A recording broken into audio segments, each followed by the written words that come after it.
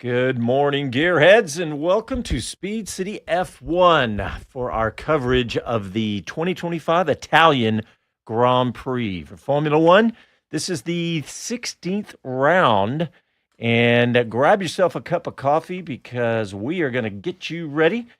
And this is Jon Massengale, and I'm the gentleman driver of the team, if you will, but do not worry, I am joined by the professionals.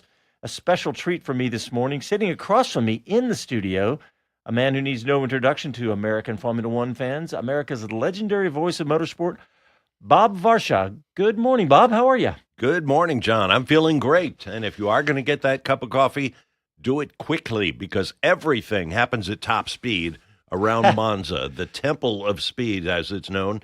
And certainly our pole sitter, Max Verstappen, has proven that this weekend, setting new records. And this race is going to be blazing fast. Yeah, that's why they call it the Temple of Speed, and we're excited about it. And Chris Medland is going to join us from Monza here in a few minutes with his microphone live and get us some interviews and give us his insights.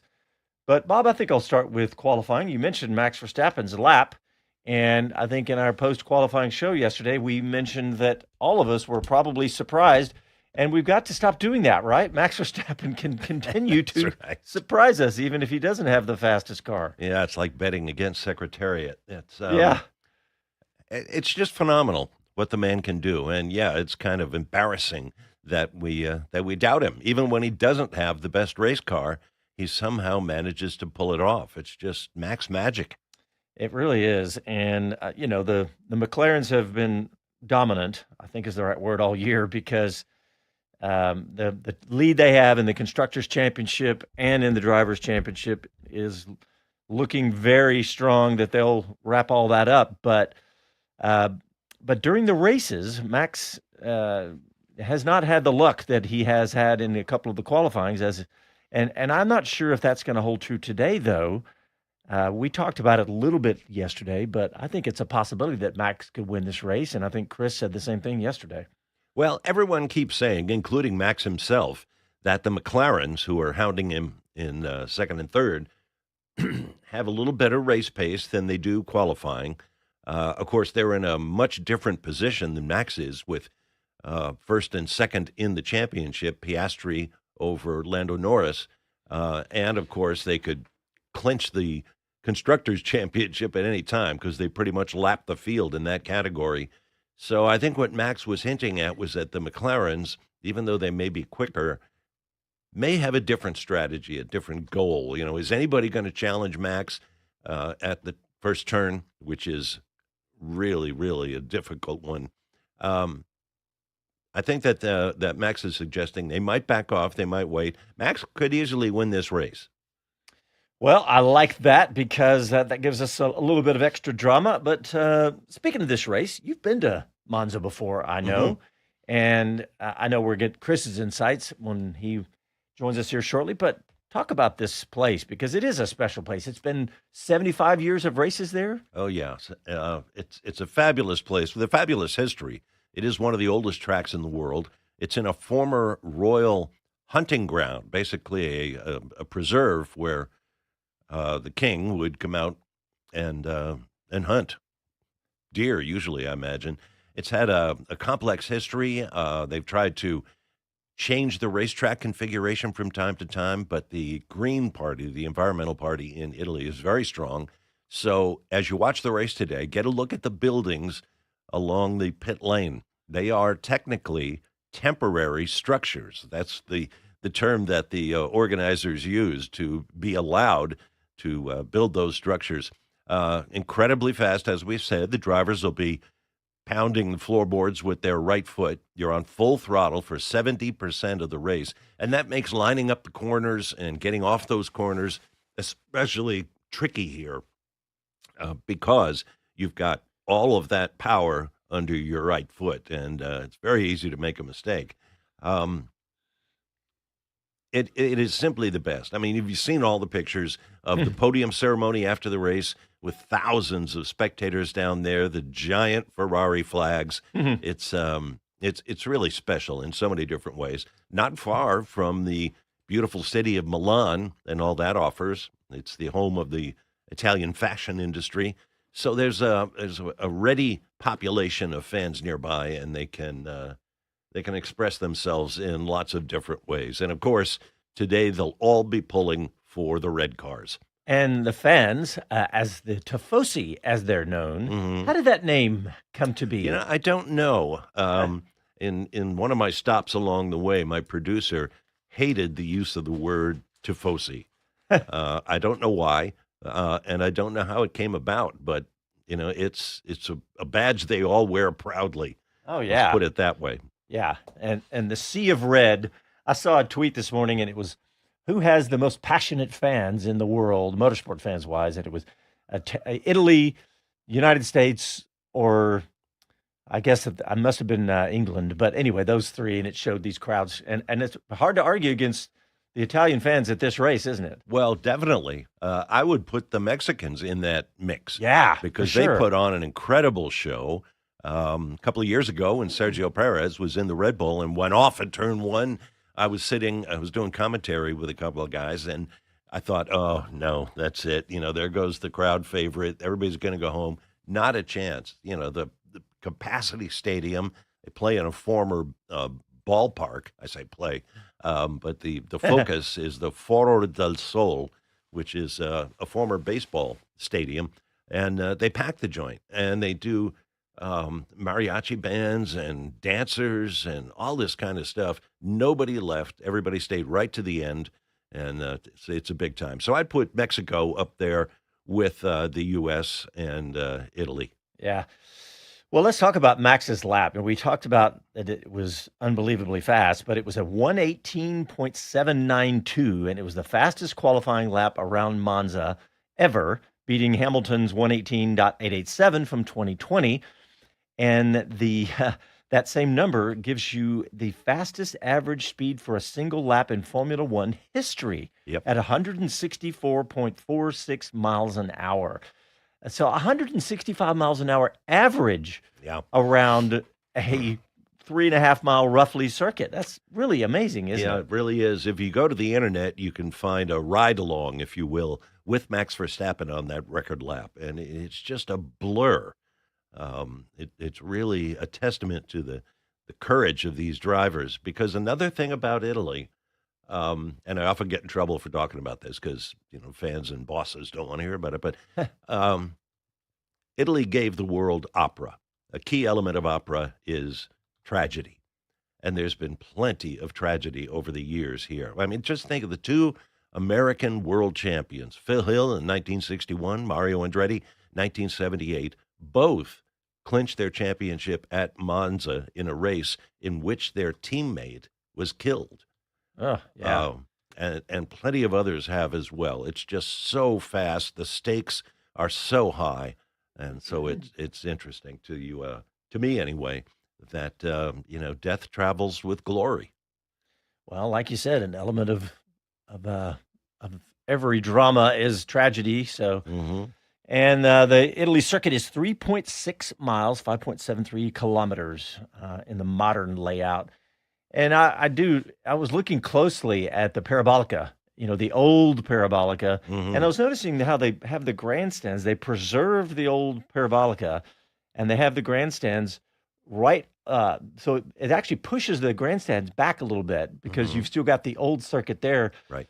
So they're right there on the edge of that. So I thought that was an interesting way to do that. But Yeah, that's another trademark of this circuit are those huge banked curves as the Italians tried to build what we would call a super speedway. And they raced on it for just a few years. If you watch John Frankenheimer's movie Grand Prix, you can see the drivers in action on the old banking, rough but incredibly fast. Our old friend David Hobbs raced in the last race to use the banked corners, which is did he pretty really? I didn't impressive. realize that. Yeah, That's he cool. did. Yep, I think he drove a GT40, and it shook the fillings out of his teeth. But yeah, it's the old track. That's one of the things I love about racetracks is history, and this place has so much history. You can go out in the forest on the infield of the track, and you just hear the sound of the cars rattling off the trees. It's just so cool in so many different ways. Well, and we talk about the fans. They're going to be rooting for the red cars, Mm-hmm. and Charles Leclerc will be leading that charge for Ferrari, Mm-hmm. from the second row. And, I think they've looked pretty good in qualifying, and I think there's at least a chance for them to have a shot at this to win this race for Leclerc. Yeah, no question about it. They were very competitive in practice. And that's one of the interesting things about Grand Prix racing is that you can look so good or so bad in practice and just get it all right for the race itself. And the Ferraris were so competitive early on that people were betting Ferrari might take pole here. Yeah. I was never quite a believer in that, but they sure looked stout in practice. And then, of course, comes qualifying. And, the best qualifiers always get that little extra bit out of the car. Oscar Piastri, the championship leader, for what it's worth, has been not terribly competitive at the top of the charts. So Max takes pole. Lando Norris, who has so much work to do to try to catch his teammate in the points, will start second, and Oscar Piastri third. And you've got to wonder about what's going through his head right now with that lead in the championship, 34 points, I think it is. Yeah. So, what do? Do you challenge at that dangerous turn one, or do you sit back and preserve those points and let everybody else go crack up? Yeah. Well, we have, it looks like Chris is about to join us too. So I was just thinking about the winners and losers from qualifying, and we talked about the winner, Max, and McLaren cars, but Isaac Hadjar was probably the loser of the qualifying in my mind. And we've got a couple of clips, and maybe can grab Isaac Hadjar, Casey, in because I wanted to hear from him and see what he celebrated this amazing podium as a rookie last race out, and then he has a horrible qualifying and doesn't even make it into Q2. So it was very disappointing for him. And but yeah, let's hear from Isaac Hadjar. Hi, Isaac. Obviously heard your huge frustration on the team radio. Talk me through that last lap and where you think it went away. Carlos was being a bit of a pain on my outlap, really. I don't know what he was doing. I think he was on used tires, and he opened his lap in front of me to then let me by, but like in a weird way. So honestly, tire warm-up was just wrong, and I obviously hate going into qualifying that, knowing that I'm starting last tomorrow anyway. So this is not a good feeling, and this is what cost us the elimination. How are you feeling about your chance of recovering? Because the car's been quick around here this weekend. It's super fast, to be honest. I was really happy with the car in Q1, first lap, and free practice 3 was strong. So we're starting last tomorrow, so it's going to be a very, very long race. Hard luck, Isaac. Thank you. Yeah, and he's going to be starting from the back anyway. I think he had an engine change, and but Chris just joined us and then said he's having some network trouble, so he's going to try to join again. Okay. But yeah, so Isaac was, what was he, 15th in qualifying, and will be starting from the back of the grid, so not a great... Well, at least he won't be alone there because Pierre Gasly also had an engine change. That's another thing about the Monza track. It is so fast, and you spend so much time at full throttle that you want to be sure that you have the very best engine in your pool. And some drivers will even go over their allotment and take the penalty in a future race just to make sure they have their most powerful engine. And because they spend how much time at this track at full throttle? It's a huge amount. Yeah, about 70% of about roughly 3.5 miles. Well, you better have like you say, you better have your best engine or not have one that's about to give way. So, any other final thoughts on the winners and losers of qualifying? Bob, you'll go through the grid later in the show, but I will. I'm just looking through there, and Liam Lawson, I think, would also classify as one of those as big disappointment in qualifying too. Huge disappointment. In fact, I'm surprised that he too has not gone to the pit lane with an engine change. But maybe his problem wasn't the engine. Maybe it was something else that slowed Liam Lawson down. I mentioned Pierre Gasly. on the weekend when he signs an extension of his contract with Alpine. Presto, he starts from the pit lane because he was dead last in qualifying on the clock. Yeah, I don't think we've mentioned this morning yet, but Lewis Hamilton, of course, will be starting 10th because he had a grid penalty from the last time. But let's go ahead and get our first break in. You're listening to Speed City F1, getting ready for the Italian Grand Prix, and we'll be back after these messages. All right, we'll check in with Chris Medland before the YouTubers. Chris, how's it going, buddy? Clearly not well, I'll admit. The phone signal seems to just not be working at all. So I'm stood outside Aston Martin for their Wi-Fi in the paddock, but even that's ropey as anything today. So, oh wow, struggling to stay connected. Yeah, I don't know how clear I'm coming through for you guys right now. Decent, but you can definitely tell that it's having a problem. So I guess we may be, I don't know, trying to do recorded spots or something, Chris. I don't know, but if you can stick there for a minute, we'll try it out. Give us another chat real quick. Yeah, no, I'll stay put. I'll hide in the shade here for the next little segment while the pit lane's shut. And then when I go onto the grid, I think I'm going to have to record and try and send. It might be one of those where I actually run into the garages to nick their Wi-Fi to send audio as well. Oh, wow. Yeah. So, yeah, how's the temp? It's warm, huh? Yeah, hot one. That's the other thing. I just stood outside the front of the motorhome and it's roasting. So it was warning us that it could be cloudy today and maybe not as hot as yesterday, but that's burned off. So it's really warm. I think this is going to be one where we actually see some teams not make it quite so easily on a one stop. Oh, wow. Yeah, I just checked. It's like 81 degrees Fahrenheit in Monza right now. So, yeah, that's warm. All right, let's check in with the YouTube guys. Gals. Might be higher. Oh, really? Huh. It feels higher anyway. Yeah, standing amidst all that black pavement and trapped by the grandstands and the pit lane on either side, I can imagine it's hotter than that. Yeah, and a lot of glass coming off the motorhomes and things like that, like reflecting the sun as well. So, yeah, good point. It's probably it's just where I am. TW's there, Tim and Mike Bowles. Morning, guys. Kevin Kelly's here. All right, we're coming back. Here we go.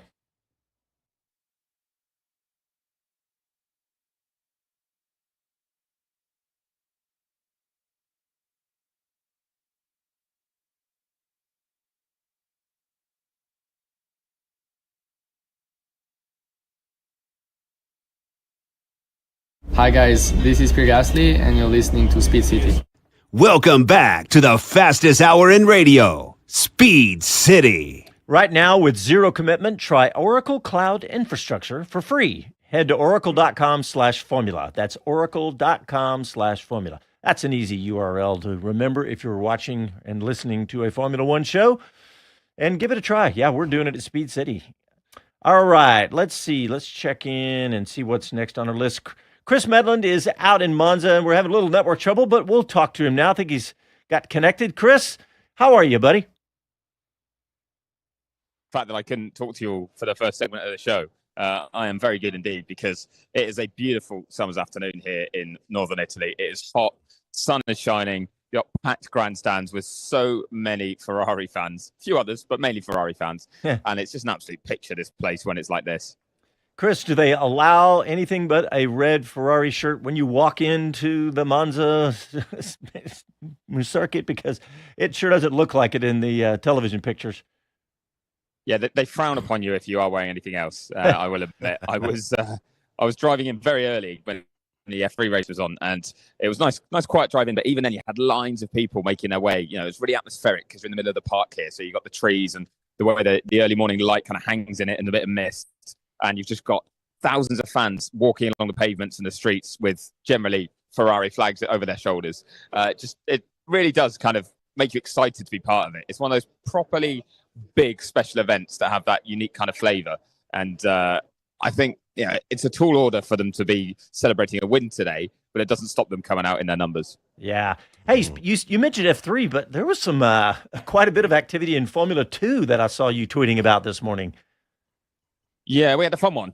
It was what I would call peak F2, where there are a few errors made and people pushing hard, because obviously the way this track tends to work, certainly in a spec series like F2, slipstreaming makes it hard for anyone to break away. It keeps the field close. That leads to overtaking opportunities, passing incidents, safety cars, and they kind of feed themselves in that way. And it just is a cycle. And we had about 3 or 4 restarts because of Turn 1 incidents, quite a few crashes. Young drivers that are affiliated to F1 teams actually getting caught up in stuff. We had Arvid Lindblad, the Red Bull junior, who has kind of been lined up for a seat at Racing Bulls next year. Not confirmed yet, but definitely that was kind of the way it was trending. He had a pretty tough race today. He finished on the podium yesterday, but in this race, he was fighting for the podium. He ran into the back of Alex Dunn, who's the McLaren junior, took him out at Ascari. That led to a safety car, and straight on the restart, he went in way too hot at Turn 1. He said he hit the brakes 50 meters earlier, but very cold tyres, very cold brakes, big pack running into Turn 1 on a restart, locked up massively and wiped out the car in second place. So I think it's going to be a big penalty for him. And a few of the title contenders in trouble. Jack Crawford as well. Looks like he's had some engine trouble in both races. Definitely had it yesterday. Dropped like a stone after a good start. And it's similar today. Running competitively for the first kind of half the race, and then you just watch the pace disappear. So he finished just outside the points. But in a sense, good for him. The title leader, Leonardo Fornaroli, Italian, local to here, won the sprint race yesterday. So that was very popular, but didn't get on the podium today. So didn't take too many points in terms of an advantage. But Luke Browning did win, the Williams junior, stayed out of trouble. And that meant that he's moved up to second in the championship with Jack down to fourth. But there's about 30 points between the top 4. So still all to play for with 3 race weekends to go. Well, you covered all of that, and I wanted you to cover Jack Crawford too, because with the Cadillac announcement of their drivers, Jack was in the mix there, and may still be in the mix for potentially if he can, keep up some his good pace that he's had. So we'll keep an eye on Jack Crawford. He's been on the show, friend of the show, and Chris always keeps up with him and tries to get some interviews with him. But Chris, let's while we got you here, let's talk about. We've talked about Max Verstappen a little bit, and how that we think he's got a good shot to win this thing. And I know it sounds crazy starting from the pole, but McLaren's been dominant all year. But what else do we want to look for today? I want to look for Charles Leclerc on the first lap. That Ferrari is pretty quick in a straight line, and it's not got the greatest race pace. So if he's going to get it done, he needs to get it done early, because if he can get ahead of a couple of cars, then he might be able to defend, even though he'll be slower over a lap in total.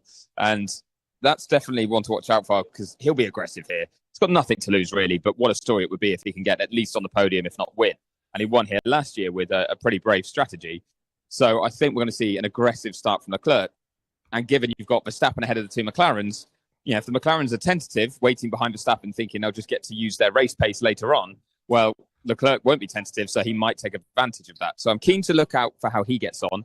Similarly, Lewis Hamilton, but I feel like he's more likely to be a bit more careful in the first part of the race, because starting from 10th, you're in the pack a bit more where things can go wrong. And I think he'll just be trying to make sure he gets through safely early on. The other thing I think people should look out for are the Saubers. Now, I know Nico Hülkenberg didn't quite make Q3, but he's starting 12th. But you've got Gabriel Bortoleto in the top 10. Those 2 were the fastest 2 cars in a straight line all day yesterday. They have been most of the weekend, but in the speed traps, in all 4 speed traps, so you have where every sector ends, and also an overall speed trap on the pit straight, they were quickest. They were the top 2. It was what Hülkenberg were those speeds? fastest. You remember the speeds? Top of my head, you're calling it now, but 377 kilometers an hour, I think, was what I was looking at with Hülkenberg. So quick math is going to be about, the 225 mile an hour mark? Yeah, let's see. Yep. Actually, more than that. 377, you said? No. I believe so. I could be wrong. Yeah. Well, that's 234. Yeah, that sounds about right for Monza, actually. I think that's right. Yeah, don't forget, we saw the quickest lap ever in Formula 1 history in terms of average speed. And that was at 264, I think, kilometers an hour average, 160 odd miles an hour average. So when you think of that as the average speed, when they're braking for chicanes and things like that, the top speed at the end of the pit straight definitely could be up there at 377. Yeah, and Bob, I said a while ago, Hamilton, I think I said 10th place because he's starting 10th. It's actually a 5 place. It puts him at 10th where he's starting. Correct. But that also brings all these other drivers up, like Gabriel Bortoleto and Alonso moves those guys up. And hey, Chris, you think this is Bortoleto's highest starting position of the year? I think it matches it. He's starting 7th, isn't he, today? That's right. Yeah. Yeah, and he did the same in Budapest. I think he was 7th, if not 6th. He had a really good qualifying in Hungary and converted that into the result as well. So kind of 2 out of 3 races he's been up in the top 7 or 8 positions on the grid, and he's been very, very impressive. Must admit, I was having a chat with Crawford earlier. I was chatting to his manager this morning for a feature we're doing for Racer, and he was talking about the importance of driver preparation that we've seen in recent years.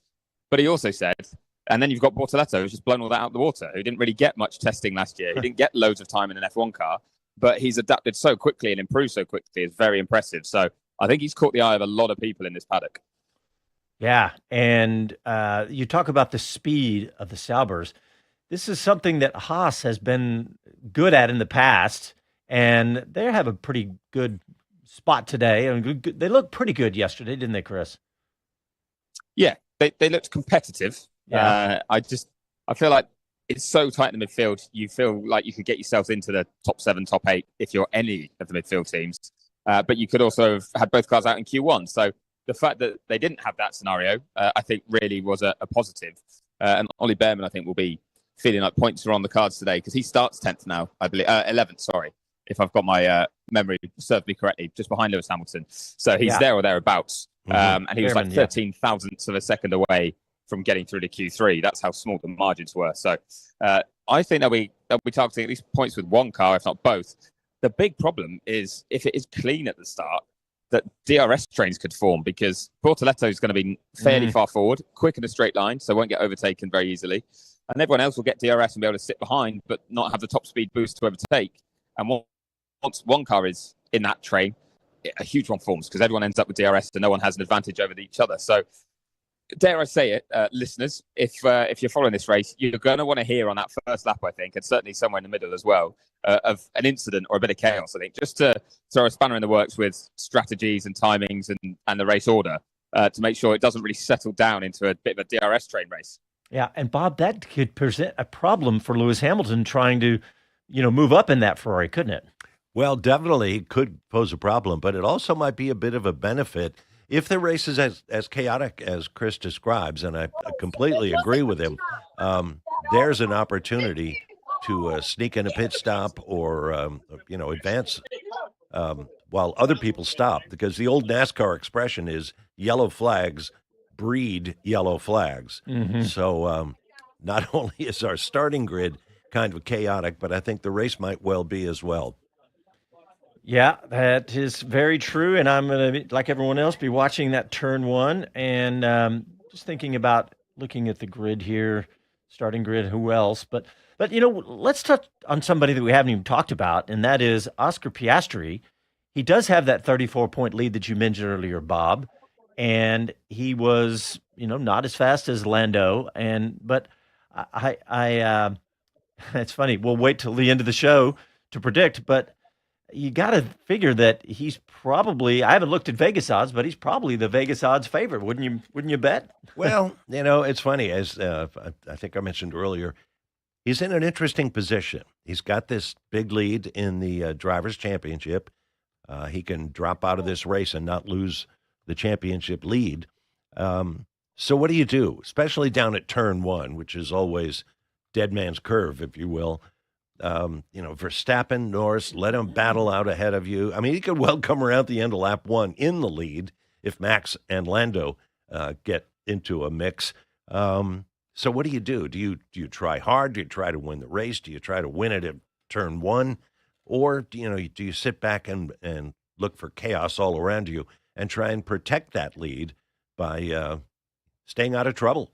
It's funny. I looked it up, and the big 3, I guess, I don't know. This is what Google says the big 3 are. BetMGM says Lando, DraftKings says Oscar Piastri, and Sports Betting Dime says Lando Norris, and none of them say Max Verstappen. I thought that was interesting there too. So you always have those betting odds on speed dial when you've always got them at hand. Well, that was just a quick Google. So, but Chris, what else is going on around you now? Give us some eyes and ears. I know you said it's nice and beautiful there and the crowd's ready, but what else? Yeah, so I'm currently stood on the second step of the Aston Martin motorhome. And the way this kind of entrance works, you've got 4 steps up and then a little platform before you go through the doors. So it means I'm in the shade, which is great.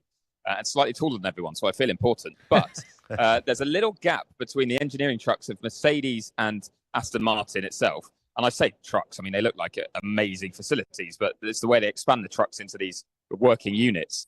And there's a gap in between the two and a walkway there that takes you out onto through a tunnel, through the pit building, out into the pit lane to get on the grid. And the walkway between the paddock and just to get to the pit building is already packed with guests.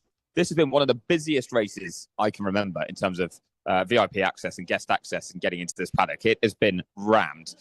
Imagine like the concourse of an NFL stadium just before kickoff, or when everyone's trying to get a beer at the same time. It's like that. So it's not really a surprise that the mobile network's struggling to keep up. But hopefully when I get out on the grid, because it will be slightly quieter there, they limit numbers a little bit more, I might be able to stay connected. And if not, I'm going to run out there and get some interviews. But I did have Lawrence Stroll walk past a couple of minutes ago. It's sort of the king coming out of his castle, it felt like, here at Aston Martin. And he just takes his time walking down the steps and perusing his land before he goes to the back of the garage. So most of the team members, though, have made that move. They've gone now into the garage or onto the pit wall while the pit lane was open for the cars heading out. And it should now have closed, and all the cars are either in the pits, those that are starting there, which are Gasly and Hadjar, or they're on the grid for the other 18. All right. Fantastic, Chris. All right. Well, coming up after this, what you've all been waiting for, the Bob Varsha grid. You're listening to Speed City, back after these messages.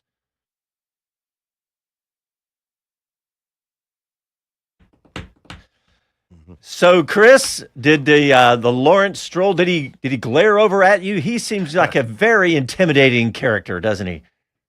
He does, and he can be sometimes, but no, I don't think he noticed me, to be honest. I was too close. Just but you're straight out.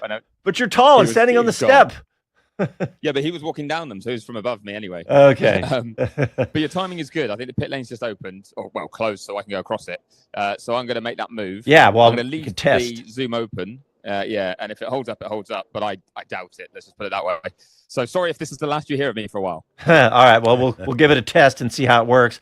Checking it on YouTube. Everybody's still asleep. There's not a lot of people chiming in yet.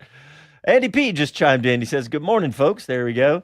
Kevin Kelly says, "Ferrari, I kept looking for the skid plate sparks during practice, and I didn't see any. So maybe no lift and coast this weekend." There you go, Kevin. There's some insight for you. Kevin is he is a complete F1 geek, nerd, whatever. He lives and breathes it. So if we ever need any information after Chris Medland, he's the next guy, I think. I shouldn't say that because he's not the only one. Andy P is the same way. Andy P's got his podcast and everything. So there's a bunch of big F1 nerds in our audience here. You know, one guy we haven't talked about, and he was a big loser in qualifying, is Carlos Sainz. Oh, yeah. We'll definitely do that. Chris, how about a mic check? I've still got you at the moment, but I'm also still connected to Wi-Fi. It's so slow walking through the pit building. So, okay. Not sure how it'll hold up. All right. But we'll see. All right. Yeah, good point, Bob. We'll talk about Carlos Sainz. Let's see. Both Williams drivers, wasn't it? 13th to 14th. Right. Yeah, good point. Good point. All right, let's see. We can talk about some of this Daniel Ricciardo stuff. This is really fun to me. All right, here we go.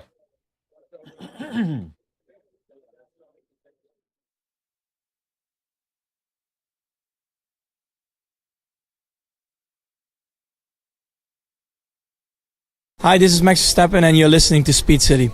Welcome back to the fastest hour in radio, Speed City. In business, they say you can have better, cheaper, or faster, but you only get to pick two. What if you could have all three at the same time? That's exactly what Cohere, Thomson Reuters, and Specialized Bikes have since they upgraded to the next generation of the cloud, Oracle Cloud Infrastructure.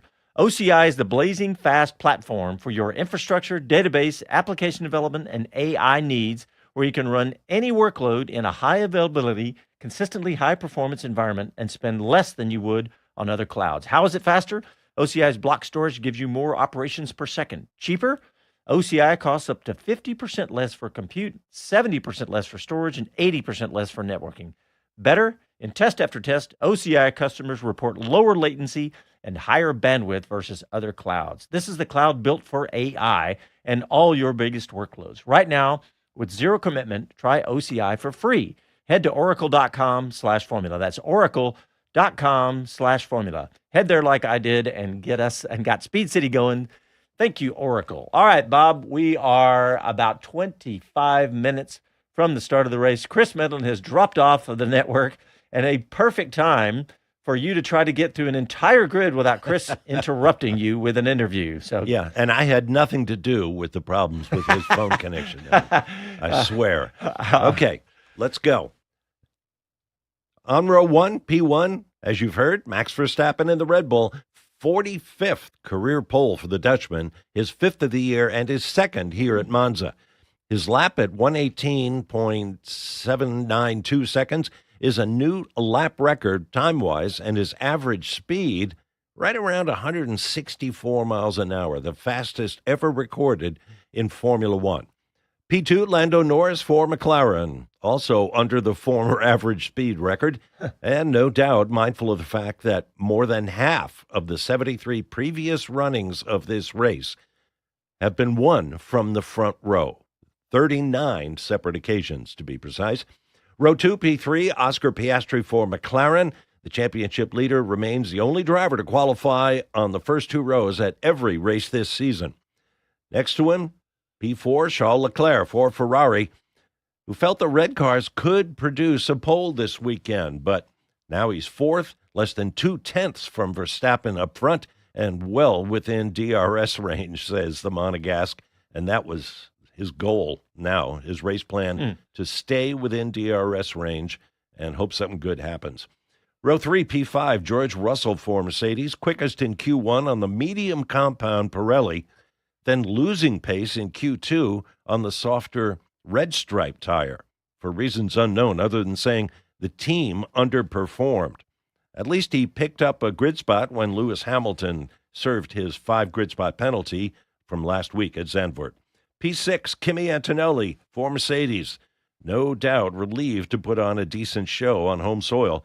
The 20-year-old rookie got within 1/10 of his teammate Russell, and he felt there was more in it, if not for a setup change that backfired. P7, Gabby Bortoleto, I guess that's what we're going to call him now, since the team does, in the Sauber. Excuse me. His 3rd Q3 appearance on the last 4 races, and 4th straight outrunning his teammate, plus his manager, who starts right next to him. That, of course, is Fernando Alonso in the Aston Martin, who joins his protege as the only 2 midfield cars to make Q3, the top 10. Row 5, P9, Yuki Tsunoda for Red Bull. Getting to Q3 was his goal coming in, and Yuki-san did that despite the first car on track in Q3 and thus leading the train aerodynamically through the session. P10, Lewis Hamilton in the Ferrari, originally timed in 5th, as we mentioned, but gave up 5 positions for a violation on track a week ago at Zandvoort. Row 11, Row 6, P11. See, I had to change this grid around so many times. Yeah. Anyway, Ollie Behrman in the Haas. Well off the pace in practice. This is the reverse of the situation we see with others. They found something for qualifying when Behrman missed Q3 by just 63,000th of a second. P12, Nico Hülkenberg in the 2nd Sauber. Normally, you'd be hurting for Nico as his young teammate Gabby beat him again in qualifying, but Hülkenberg has finished higher than this just twice before in qualifying this season, so it's not all bad. Row 7, P13, Carlos Sainz. We talked about losers in qualifying. Carlos was certainly one of them. He was up in the the top 4 positions in practice. Both Williams drivers finished practice with confidence, only to get off to a bad start in Q1, and it was a scramble from there. P14, that other Williams driver, like his teammate, Alex Albon, came out early and using used tires in Q2 with little chance of improving, and that's a shame because they thought they had the car for this track. Row 8, P15, Esteban Ocon in the 2nd Haas. Poor track position in Q1 and a heavy understeer in Q2 left the former race winner hoping things turn back his way in the race. P16, Lance Stroll, Aston Martin, eliminated in Q1 for the 6th time in the last 7 races. Row 9, P17, Franco Colapinto in the Alpine. Both Alpines have been off the pace all weekend with little hope of improving. It sounds like a team ready to call it a day for 2025 and devote itself to 2026. P18, Liam Lawson of the Racing Bulls. Another sloppy session for the Kiwi, who says this track is a lot harder than it looks. Well, of course you'd say that. And that's the last row that's actually going to start on the track because we have 2 cars starting for the pit lane. I'm not sure which order. Isaac Hadjar and the Racing Bulls, he's way out of position. A driver error in Q1 on a push lap meant elimination and his worst grid position of the season for a guy who stood on the podium just a week ago. Let's not forget. And the other pit lane starter is Pierre Gasly in the Alpine, further proving that the Alpine doesn't like this track. Gasly can at least celebrate signing an extension with the team through the end of 2028, or maybe celebrate isn't the right word in this context. But that's it. Yeah, well, there you go. Thank you, Mr. Varsha. You know what? We got to celebrate somebody else because, well, as Ferrari, Kimi Antonelli is enjoying a home race here. Imola might be closer to where he's from, but Monza is special for any Italian. His weekend didn't start off great. He had some troubles. He beached himself in the gravel in FP2, but his weekend has gotten better, and he qualified 7th, as you just said, and started 6th thanks to penalty. But yeah, I think he's got some momentum here, and good for him. He needs a good weekend, honestly. Yeah, he does. And this is going to be interesting because he's starting 1 spot ahead of Gabby Bortoleto in the Sauber, who is arguably the hottest rookie this side of Isaac Hadjar. Yeah. Hey, you just mentioned Pierre Gasly and where he's having to start in pit lane, but he did sign that new contract, as you mentioned. But let's hear from Pierre Gasly because we haven't heard from him much this season. Let's hear from Pierre Gasly after qualifying yesterday. Hey Pierre, I know you knew it was going to be a tough one out there on this circuit. Were you surprised with how it went and how tough it was? Because it was so close out there, a little bit more and you could have made it through. Yeah, I think we knew it was going to be tough to make it to Q2. I think we tried our best, made some good improvement throughout the whole weekend. Yeah, not very happy with the last attempt. I mean, not very happy. I just been unfortunate with the traffic and got a car in turn 7, another car 8, 9, 10. So wasn't the sweetest lap, but I think even looking at the gap would have not been enough to make it to Q2. So I think it's just where we are. We knew it was going to be tough, and got to keep fighting. Long old race tomorrow. Is it a case of just trying to make the best of what you can with the car that you've got? Yeah, for sure. I mean, it's obviously a race day, anything can happen, and at the same time, it's not like we think suddenly we're going to find 5/10 and be able to make our way back to the top 10. We know it's going to be tough, but we'll try and see what we can do with strategy. Hopefully we can come up with something and get close to the top 10. Great stuff. Good luck tomorrow. Yeah, go ahead, Bob. Let's not forget, Gasly won this race.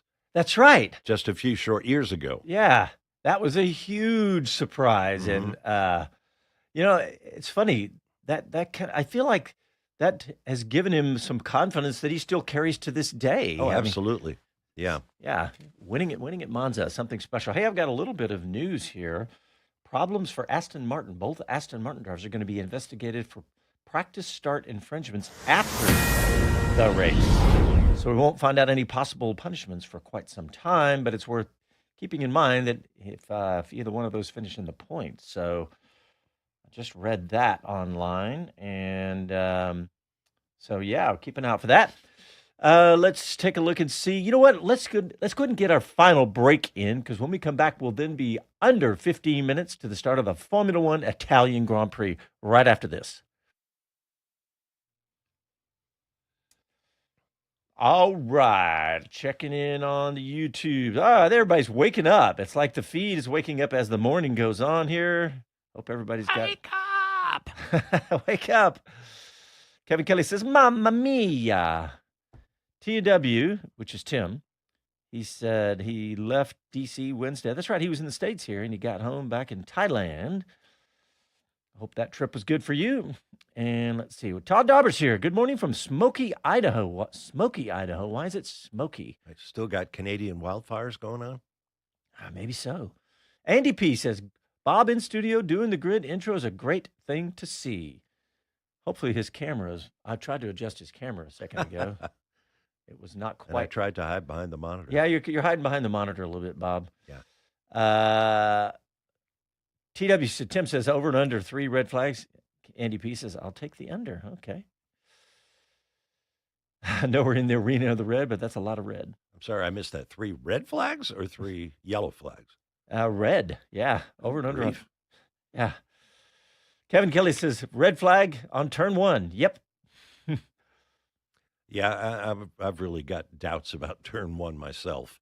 There's just so much at stake right now. Carl's here. Good morning, race fans, he said. Good morning, Carl. Thanks for joining us this morning. And I don't know what's going on with the pop-up ads. I'm sorry, guys. I've been so busy lately. I've been wanting to look into this. Hey, and we're actually talking about working with a company to help us with some YouTube stuff. I actually have a contract in my inbox. We just need to review it. So hopefully they can help us and help with those kinds of things. There was some sort of top fans, crowns and stuff. I don't see them on my side right now, logged in as Speed City. So who knows? All right, here we go. Coming back.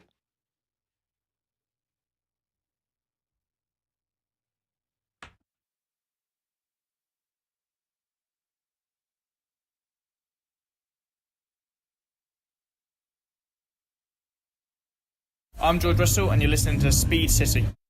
Welcome back to the fastest hour in radio, Speed City. All right, welcome back, everybody. We're 13 minutes from the start of the Formula One Italian Grand Prix at the Temple of Speed. We're going to try to get you fired up. I know it's early in the morning here in the States, but we are excited for this race, as we should be. It's one of the iconic races in Formula One and any motorsport around the world. And I was just checking the television screens, and they were showing the F1 royalty, Stefano Domenicali with clapping his hands and pumping his fist, ready for the crowd. Mohammed bin Salem was there, head of the FIA, and looks like a cavalcade of important people is all I can tell you. Various dignitaries. There you go, dignitaries. That's the word. The only VIPs in the world who aren't at the U.S. Open in New York right now. That is a good point. Hey, speaking of Mohammed bin Salem, we've got to remember that our friend Tim Mayer is also running for the president of the FIA. We've had Tim on. We'll get him back on. Mm-hmm. But I want to talk about some other stories, Bob, before we get into the last little bit before the race, because it's a big news for one of the most popular F1 drivers, not currently racing, but Daniel Ricciardo has confirmed that he's retiring from motor racing. And there's a couple other things, but that actually surprised me, because the other thing is actually that he is the new role as ambassador for Ford Racing, which they went undergoing a brand change. It used to be Ford Motorsport, but it's Ford Racing. And now that he's an ambassador, for Ford, he's decided to hang up his racing shoes. Mm-hmm. So what do you think about that? I was a little surprised. Yeah, I was too. He has a lot of potentially good years ahead of him, but maybe he's just made up his mind that he doesn't need the rat race, that he'll get paid to go flash that amazing smile that he has. If I had to pick a brand to match him up with, it wouldn't be Ford to me. It would be someone like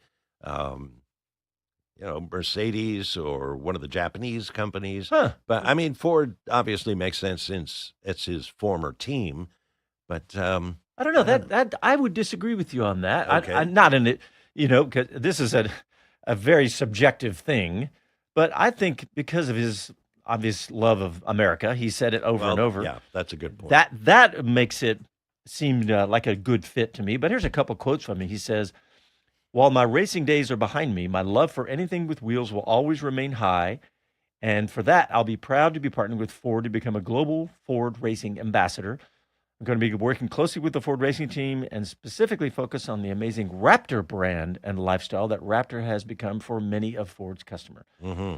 So, yeah, I can see it.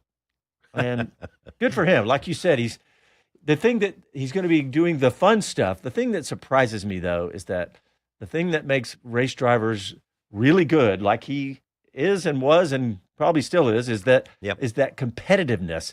And that's the part that I would have thought would have maybe put him into a NASCAR or sports cars, go to Le Mans or something like that. That's the part that surprised me.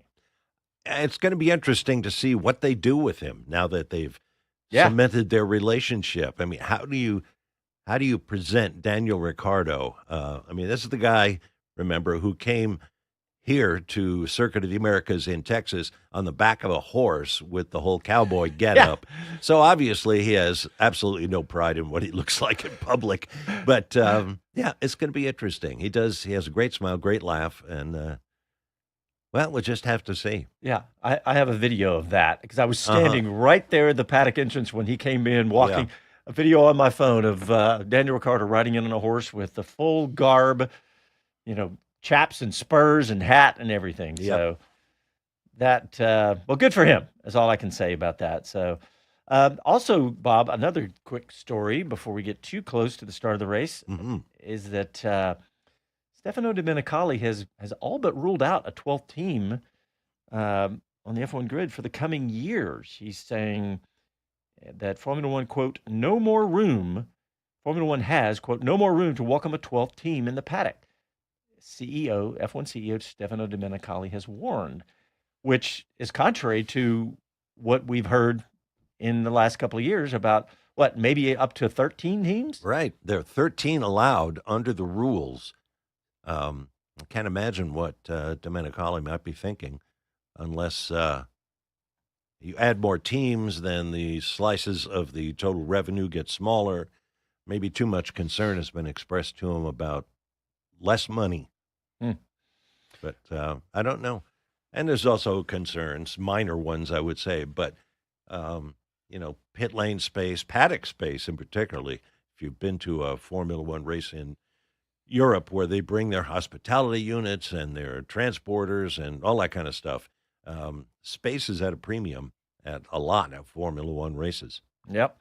If you're wondering where Jonathan Green is, he is actually not far from us. Oh, no! Oh, mayhem! At Circuit of the Americas, causing mayhem because he's out on the PA out there, which Bob and I will be joining him here after our Formula One coverage, jumping in the car and zipping out there. So that'll be exciting. If you don't know, that's the Lone Star Le Mans World Endurance Championship. I was thinking about it, Bob. There's the two biggest motorsport events in the world today are probably Monza and Lone Star Le Mans, and we're getting to participate in both of those. And speaking of participating, Chris Medland has jumped back on, and we're going to give his microphone a test and see if he's got Wi-Fi. Chris, checking in, buddy. Moving. No. He's dropping out. Tell you, he needs a satellite phone sponsor.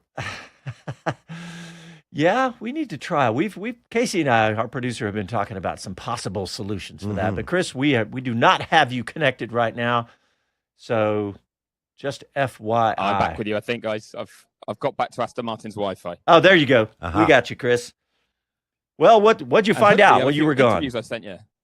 Oh, Casey, we have some interviews. Yeah, Casey has that look on his face like he's getting some interviews ready, Chris, that you have sent in. So we got 6 minutes. I bet you we got time for a couple of those. So while he's... Well, I'll tell you what, take your pick. Who would you like to hear from the most out of? I got to James Vowles, I got to Alan Permain, and I also got to Eo Komatsu. Oh, wow, fantastic. Actually, of those three, that's a hard one for me to choose. Yeah. So I'll let Casey decide since he's the... He just said they're all ready. Wow, very impressive. All right, well, you know what? I'll start alphabetically by first name. Let's start with Eo Komatsu, the team principal for the Haas F1 team. And another team principal. I've got Eo Komatsu from Haas here. And Eo, your car has looked quick this weekend.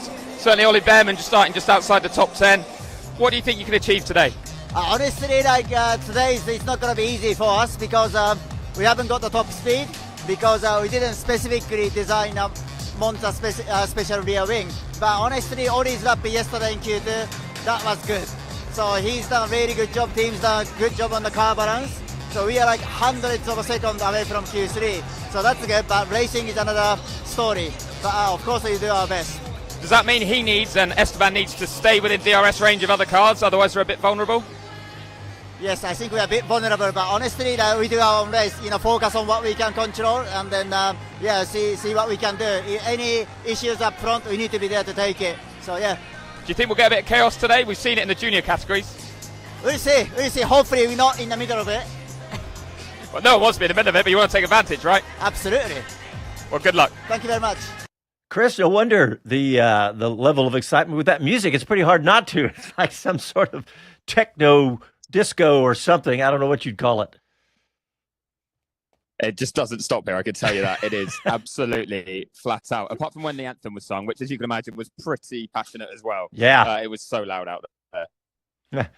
All right. Well, so you said you also caught up with James Vowles, the team principal for Williams. So let's hear from him. I managed to grab James Vowles here on the grid. And James, you were just in deep conversation with some of your team. Are you working out if there's anything you can do to roll the dice a little bit?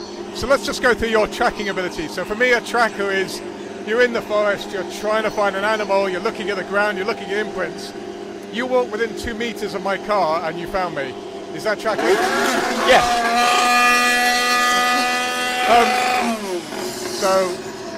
A couple of things really we're discussing in the FIA, nothing too important. We had a minor electrical issue in the garage repaired and we're just talking it through with them here. Okay, well, it looks like it'll be tough to do anything too radically different today, given it looks like maybe a one-stop race. But you've clearly got a quick car that isn't quite in a position it could have been. What are the instructions to try and turn this around? So there's a couple of teams in front of us that I think have a good driver on Lego for qualifying, but not necessarily for the race. So we'll take advantage of that if we can. As you said, the car was quick on Friday. We didn't get it all right yesterday. Hand up. Absolutely, these cars had the potential to be in Q3, but we also have to recognise that between 4 cars was 90 milliseconds, between 20 cars was 8/10. So you don't get it all right in the day, you get punished, and so should you as well. A couple of things. Is it a one-stop? Yes. You still have tyre order, what you start on as one of your differentiators, and that's quite a large one here. And then before the DOSQ forms, you get overtaking. So you're saying to your drivers, get your elbows out on those first few laps? Now you got it. Oh, we look forward to watching it. Thank you very much. All right, now we're going to go straight into Alan Permain, team principal for Racing Bulls. I've got Alan Permain, the Racing Bulls team principal again, and Alan, I'm hoping will be another good omen for you like we were last week, but it must be a taller order today because you've got Liam Lawson on the back row, you've got Isaac from the pit lane. Just talk us through the reasons for changing Isaac's engine. Yeah, it's obviously been a tough Saturday for us. We saw some issues with it in FP3. In fact, we saw some issues with it in FP2. We changed a lot of things overnight. We were sure that they were going to fix it. They didn't. Coupled with that, we also had a lot of work to do on Liam's car. So we knew we were going to have to either start at the back of the grid or start in the pit lane with Isaac, and we didn't want to risk Liam. So that's why he's ended up starting from the pit lane, because we changed it after qualifying. All right, guys, we had to cut that one short because we got to make our picks for the race here. And Bob, Varsha, I'll put you on the spot to give your picks first. Okay, I'm going to pick Max Verstappen to win, Oscar Piastri for second, and Charles Leclerc for third. Oh, I like that. All right, Chris Medland, are you still connected with us, my friend? I am. I was trying to run in the gap, but I realised the gap wasn't big enough, so I stopped at Williams. And I'm going to go with Lando Norris for the win, Charles Leclerc second, Max Verstappen third.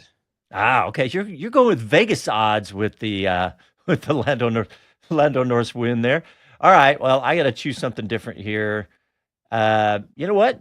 I'm going to go Verstappen for the win, Charles Leclerc, and I'll throw a wild card. Kimi Antonelli on the podium at home. How about that, guys? All right. Scenes. Fairy tale. All right, here we go. We're about 45 seconds to the end of our show here. So want to thanks to everyone for tuning in. Thanks for everybody tuned in on SiriusXM and on YouTube. Thanks to Bob Varsha. It's a pleasure being in the studio with you, Bob. And thanks to Chris. Thanks for jumping around and doing all the Wi-Fi. And Casey John's producer, thanks. And thanks, everybody. We'll stay right here for the race. And for the post-race show, join us then, too. Thank you very much.